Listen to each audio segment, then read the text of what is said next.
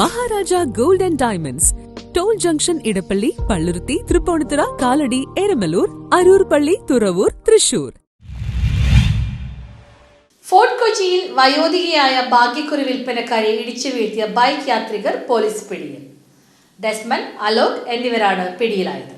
അമിത വേഗതയിൽ വന്ന സ്കൂട്ടർ ഇടിച്ച് ഭാഗ്യക്കുറി വിൽപ്പനക്കാരിക്ക് പരിക്കേറ്റ സംഭവത്തിൽ 2 പേർ പോലീസ് പിടിയിലായി. സ്കൂട്ടർ ഓടിച്ചയാളും സ്കൂട്ടറിന്റെ ഉടമയുമാണ് പിടിയിലായത്. സ്കൂട്ടറിന്റെ ഉടമയാണ് സ്കൂട്ടറിന് പിന്നിൽ ഇരുന്ന് യാത്ര ചെയ്തത്. ഫോർട്ട് കൊച്ചി മിനി സ്വദേശികളായ ഡെസ്മൻ, അലോക് എന്നിവരാണ് ഫോർട്ട് കൊച്ചി പോലീസിന്റെ പിടിയിലായത്.